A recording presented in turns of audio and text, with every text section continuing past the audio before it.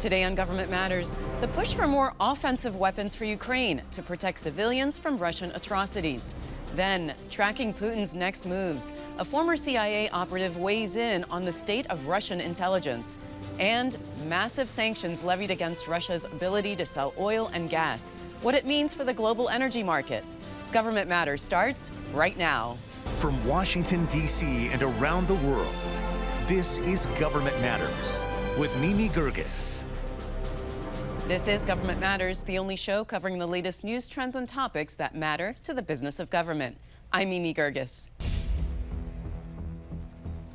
Western leaders have vowed to hold Russians accountable for alleged war crimes in Ukraine. But while tough talk is welcome, my guest says that the current priority must be to protect the Ukrainian population from further crimes against humanity. Peter Dickinson is the UkraineAlert editor at the Atlantic Council. He's also the chief editor of the Business Ukraine magazine and joins us from the Czech Republic. Peter, welcome. Hi, thanks for having me. You write that the scale of Russia's crimes in Ukraine is sadly not surprising. Why are you not surprised? Well, if we look at the rhetoric that's been coming out of the Kremlin for the last few years, never mind the last few months, it's pretty much explicitly genocidal. Vladimir Putin has consistently said he does not recognize Ukraine's right to exist. He regards Ukrainians as Russians. He doesn't think that Ukraine is a legitimate country. He believes Ukraine is established on what he calls historically Russian lands. And he has taken, in fact, in the last year, to referring to Ukraine in public as an anti-Russia, an existential threat to Russia. And then, of course, we have the entire narrative that Ukrainians are Nazis somehow, despite the fact they have a democratic system, a democratically elected Jewish president, and far-right groups are marginalized in Ukraine. In the last parliamentary election, far-right groups collectively came together because they've historically done so poorly in elections, and they only managed to get 2%. So the idea of some sort of a far-right threat from Ukraine is nonsense, but it seems to play very well in Russia. So we see a country where the people are being told Ukrainians are Nazis, they're enemies, and their country has no right to exist. But Peter, isn't the Russian population sophisticated enough not to believe the propaganda? Well, unfortunately, I think there is a certain desire to believe it. I mean, there's a long history of this. This didn't begin under Vladimir Putin. For centuries, Russians have been encouraged to see Ukrainians as a sort of subgroup of Russians. Ukrainians are the closest of the many nations to Russia within the broader Russian Empire. Putin over the last decade has talked a lot about the so-called Russian world, by which he means the greater Russia beyond the boundaries of today's modern Russian state. And many Russians share this sense that Russia has been the victim of a grave injustice after the collapse of the Soviet Union, because so many ethnic Russians and other people who they regard as Russians, often merely by the fact that they speak Russian, were cut off from modern Russia. So there's a very deeply ingrained sense of resentment in Russian society about the Soviet collapse, and a lot of that comes out in aggression towards Ukraine, unfortunately. So let's talk about U.S. support for Ukraine. Do you think the Pentagon is sending the right weapons, the ones that Ukraine needs right now? Well, when the war began and in the lead up to the war, America was one of the leading nations in terms of supplying Ukraine with weapons. They provided a number of very important shipments. In particular, I think the most important, without any question, would be the Javelin anti-tank weapons that were supplied in large numbers. They've had a major impact on the course of the first month of the war. They've allowed Ukraine to inflict pretty shocking costs on the Russian invasion force and win the battle for Kiev. Russian forces have actually, after having advanced on Kiev in the first days of the war, they've since retreated and they've pulled their forces out completely from the north of Ukraine. And that is largely because they've been forced to do so by the defeats they've suffered at the hands of Ukraine, partly because of the weapons Ukraine has had from America. However, now Ukraine needs to move beyond the kind of ambush tactics, insurgency type tactics that they've been using to this point very effectively. They need to fight a conventional war. They need to push Russia out of areas that the Kremlin currently controls in the east and the south. And in order to do that, they need heavy weapons. They need so-called offensive weapons. That means tanks, missile systems, aircraft, helicopters, and artillery, which they're not yet receiving, which they desperately need to receive from America and other partners. But you know, the White House and Congress have been very reluctant to send offensive weapons for fear of escalation. I mean, isn't that a legitimate fear? Well, a lot of people in Ukraine would say no. I think you know the narrative that we're hearing quite often these days from Ukraine is like they're questioning the entire notion of offensive and defensive weapons. They're saying, well, look, we're fighting for our lives here. We're defending our country against a clear and obvious criminal invasion and a clear intent to eradicate our nation. Anything you give us is defensive in nature. Anything you give us is by definition defensive. So there's a lot of resistance to that definition. Fears of escalation. I mean, well, what more will Putin do? I mean, of course, he has the nuclear threat is always there, but beyond that, I mean, they're pretty much doing anything they you know. Where is the escalation going to come from? Are they going to bomb cities? They're already bombing cities. Are they going to be conducting massacres? They're already conducting massacres. So quite frankly, there's not a lot of patience in Ukraine for talk of moderation or fear of escalation. You know, does the Ukrainian army, though, have the capacity and the training necessary to put those types of weapons to use? Well, that's a good question. There are, of course, issues regarding training, regarding the technical aspects of these weapons. I think, in short, it's going to be a challenge in some areas. There are some weapon systems that would be more challenging, that would be more complex to give, and there are some that are less so. Ukrainians in general are extremely fast adapters. Ukrainian society is known for having a very strong IT sector and for being very quick to pick up on things. This is pre-war, of course. That's the nature of the society, because it's been in such a state of flux for the last few decades, and that applies to the military as well. They've been very quick to pick up on things. They've been very innovative in their use of things like drones in this conflict, things like, you know, and applying the weapons they've already received. So I think they can learn. It would be challenging in some respects. I think that certainly accommodations have to be made there, and when the American side is looking what to provide, certainly it's a factor to think about how quickly and how effectively these weapons can be deployed. And Peter, quickly, in the 30 seconds we've got left, what are the chances that Ukraine could defeat Russia militarily? The chances are very good. If they, as Winston Churchill said, give them the tools and they will finish the job. They have proven themselves to be extremely competent militarily. They've surpassed all expectations. As I mentioned earlier, they've inflicted severe costs on the Russian forces. They forced Russia out of northern Ukraine. Russian forces are now licking their wounds and preparing to move their forces to the east. They can win this war if they receive the weapons that they need. And if they don't win this war, the West will have to fight the conflict later on with much higher costs. So it really makes sense for all parties to arm Ukraine now. All right, Peter, thanks so much for joining us. Appreciate you being with us. Thanks for having me. Coming next, what we know about the Russian intelligence services. Straight ahead on Government Matters, predicting what Putin might do next. You're watching WJLA 24/7 News.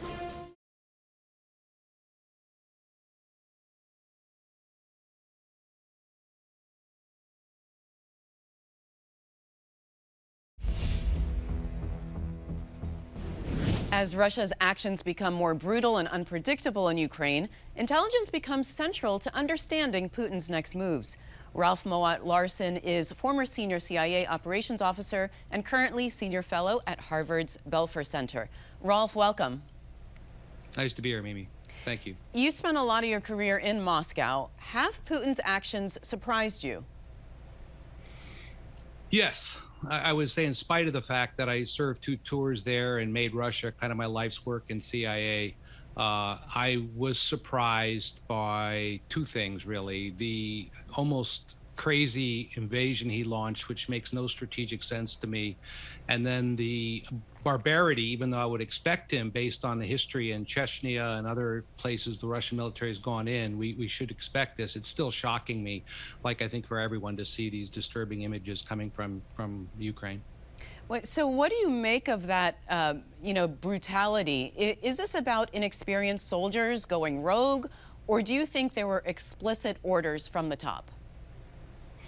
I don't think any of us should excuse one iota the war crimes that are being conducted in Ukraine by experience level or who ordered it. I don't think right now we know the answer to those questions, except we know it's happening and we need to resolve who's responsible. But ultimately it falls in Putin's hands, because he's the person who sold this narrative, this ridiculous false claim that this is denazification that people are taking as their inspiration, whether it's the Russian people who support him or the soldiers who are, or the commanders and then the soldiers they're ordering out to do this. And we can see the shelling, the indiscriminate shelling with our own eyes, shelling apartment buildings, shooting people on the streets. So everyone up the entire chain of command to Vladimir Putin should be held responsible for what's happening in Ukraine. This is not war. This is more genocide and, frankly, war crimes being committed in every engagement. So, Rolf, at this point, what can you gather as to how good or how bad Russian intelligence is? Well, it was a failure for Russian intelligence in the sense that we think of our intelligence failures in the United States, and that they failed to inform Putin of the likelihood of failure in the two ways that he's discovered it. One is that the Russian military is not as powerful as he thought it was. Modern, powerful, capable of quickly, which I expected. You asked me at the outset, what did I expect? I expected them to mount something of a very quick invasion that would take Kiev in a matter of days. Well, that didn't happen. So that's a failure for Russian intelligence. The second failure for Russian intelligence is, of course, the incredible resistance of the Ukrainian people. They don't want the Russians there. And I would say that that's kind of shocking, considering the Russians have been in force in intelligence terms in Ukraine for decades, since it was part of the Soviet Union. So to think that they could so spectacularly not understand that the people don't want them there and that this war ultimately will fail is a massive intelligence failure. He started a war he can't win. You know, you've said that the risk of nuclear is not zero. Under what circumstances does Russia use a tactical nuclear weapon? I think the most worrisome thing about nuclear weapons is that for decades now, we haven't really seriously considered that anyone being mad enough. We used to use that term in the Cold War, mutually assured destruction, that they would be mad enough to use nuclear weapons, that they were there as some kind of deterrent. And Putin is using nuclear weapons as a deterrent. But when I said I don't think there's I think there's a non-zero chance they could be used, is I think we have to go back and reconsider everything we thought about the limits to which Vladimir Putin will go to try to win this war. And I don't think, for example, using a tactical nuclear weapon in Ukraine or against NATO to provoke a NATO defense using our Article 5 obligations should be off the table. And I'm sure that American planners in the Pentagon and the White House are at least preparing themselves for the possibility of that kind of a terrible escalation. And Rolf, what about chemical or biological weapons? Would Putin have any moral qualms about using WMD? I think we can take moral qualms off the table. Right? We can go back to his origins of his rise to power. He came to power in Russia in 1999 and immediately launched the Second Chechen War, which rubbled the capital Grozny and killed thousands of Chechens, brutally submitted them into Russian rule. That's his playbook. And so there were no moral qualms then about war crimes. The world didn't really see much of it. Now we're seeing with our own eyes how far he go. But it's a reprise of that playbook. So yes, chemical weapons are definitely on the table. I think the West up to now, President Biden and other Western leaders have done a great job of ensuring Putin knows that's a game changer. I don't really know myself what that means, but I think Putin has to understand, whether he's using chemical, biological, or nuclear weapons, that it's a game changer of some kind, and it takes us into uncertain territory. We shouldn't be announcing in advance, by the way, what we will do, but we should ensure that Vladimir Putin understands that things that he is currently calculating, we are limits to which we're not willing to go, may have to be reset in the event that he escalates to WMD. Rolf, who has influence over Putin in Russia? I mean, is it the oligarchs? Is it his security apparatus? Who is it? Yeah, I'll simplify something that's probably a little more nuanced, and it's a little controversial the way I describe it, but I believe this for 20 years, so I'll express it now, because I think it's playing out this way. The oligarchs have no influence. And as Westerners, we have a hard time understanding a country. There are very few countries in the world like this that have really no political, even a country like Iran or some of these other countries, Egypt, that are authoritarian governments, have a kind of a democracy within the one-party state. Not in Russia. There's no real opposition. Anyone who opposes him is either liquidated or imprisoned. It's against the law, by the way, right now in Russia to say that Russia's in a war. So this shows you the extent to which he's willing to go to crush dissent, and he's always done that. So the only people I would say that have a significant influence on him are the people he depends on to remain in power. And those are three people, essentially. That is Alexander Bortnikov, the head of the Russian Security Service, FSB, probably the largest intelligence organization in the world. Second is Nikolai Patrushev, who's the former FSB director, who is also the head of the Security Council in Russia. And the third person is Shoigu, who's the Minister of Defense. So in the Russian system, they call that the special services. And those are the three people who control. Well, Rolf, we're out of time. Thank you so much for joining us. I hope you enjoyed it. Yep. Coming next, the U.S. and EU are piling sanctions on Russia, what it could mean for the global energy market. You're watching WJLA 24/7 News.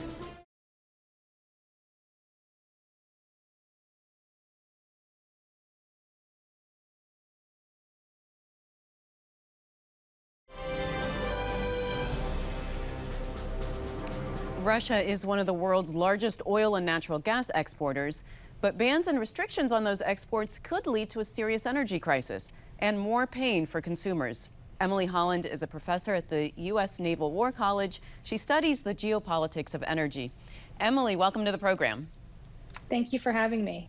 You know, Europe has been a lot more dependent on Russian energy than the U.S. How have they been faring lately? I think it's really important to note that even prior to Russia's invasion of Ukraine, Europe was already in an energy crisis. So as far back as fall 2021, Europe was already having historically high energy prices, and some countries like Moldova had declared a state of emergency because of the severity of this energy crisis, which was caused by sort of a confluence of factors, probably most prominently, which was the sort of unexpected roaring back of demand from Asian economies from the post-pandemic. So entering the crisis, they were already in a major energy crisis. Natural gas prices, oil prices, coal prices were already sort of at historic highs. And then as the sort of worry of a Russian invasion began to loom nearer, prices started to freak out even more and get higher and higher. And so this has led Europe to really the precipice of a completely full-blown energy crisis. We have historically high prices in all three major commodities: oil, natural gas, and coal and solid fuels. And so prices are out of control, and this has led to a lot of problems. Already sort of energy-intensive industries are having to reduce their production to deal with this. The German Ministry of Finance actually just announced an emergency measure to sort of insulate some energy companies and some energy intensive industries from the prices that they're having to pay to meet this sort of out of control global energy crunch. Well, how has the current bans and restrictions on Russian oil and gas impacted the U.S. and then the global energy market? As most viewers know, gas prices are pretty high at the pump. So that's one of the first things that consumers see are high prices at the pump. But that's just sort of the beginning of the story. The U.S. itself is actually not that reliant on Russian oil or gas. It only uses about 3% of Russian oil for its daily consumption. So that can be replaced. But the consequence of all Western countries now sort of abandoning what is turning out to be toxic Russian energy supplies is that, of course, prices go higher. So in the U.S., we are seeing very high oil prices at the pump, and these may go higher depending on what happens with sort of global oil markets. And in Europe, this is even worse. They just announced a ban on the import of Russian coal and solid fuels, which is very significant for the Europeans. They are reliant on Russia for about 50% of their oil and for their coal and solid fuels, and that takes away about 8 billion euros of trade a year towards Russia. So far, they have not announced a ban on oil or natural gas because they are just so reliant on Russian oil and natural gas that it's going to be really painful for them to make those decisions. Well, let's go back to the price of gas here in the U.S. because there was a recent ABC News Ipsos poll that indicates that the majority of Americans blame Putin and the oil companies for the high price of gas. So really, how big a factor is the energy embargo on Russia on the price of gas here in the U.S.? This is certainly the administration's line, is that this is Putin's price hike. And in some senses, that is true. I mean, Russia is waging war in Ukraine. It is a blatantly aggressive state. And Russia is one of the world's largest oil and just in general, everything, commodity exports, oil, natural gas, coal. So the fact that Russian assets are toxic means that the markets are turning away from them. This is contributing to high oil prices. But really what is contributing to high oil prices is the sort of energy policies of Western states. And so far that has been, okay, we're going to move away from Russian energy. Well, that institutes a mad scramble for every last drop of non-Russian energy. Leading into this crisis, we were already in an energy crisis. So when you start to remove significant portions of the market, which are Russian commodities, the rest of the world's prices go sky high. That's just sort of the basics of supply and demand. So Emily, now, given, sorry, I was going to say, you know, I wonder, could the turmoil in the energy markets cause geopolitical instability that the U.S. government will need to be prepared for? What do you think?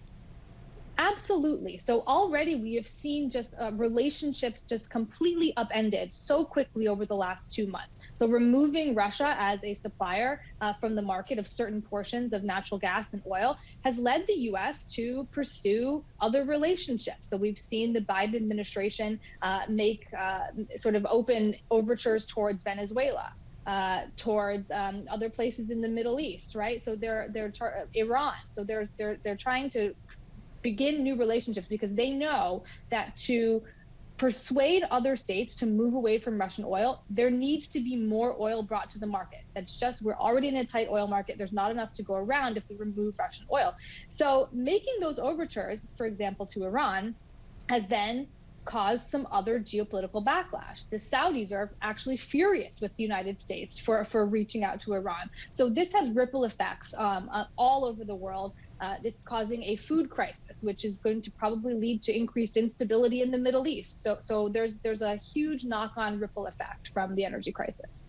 And I guess, I mean, we're out of time, but I know that your article was saying, you know, that the public is just going to have to get used to using less energy. Absolutely. The only way to sort of lessen this price increase is to use less. There's not enough to go around. And so if we want to get off of Russian oil, remove Russian oil and gas from the market, that means that we in the West need to consume less. All right. Well, Emily, thanks so much for joining us today. Thank you so much. If you miss an episode of Government Matters, it's on our website at govmatters.tv.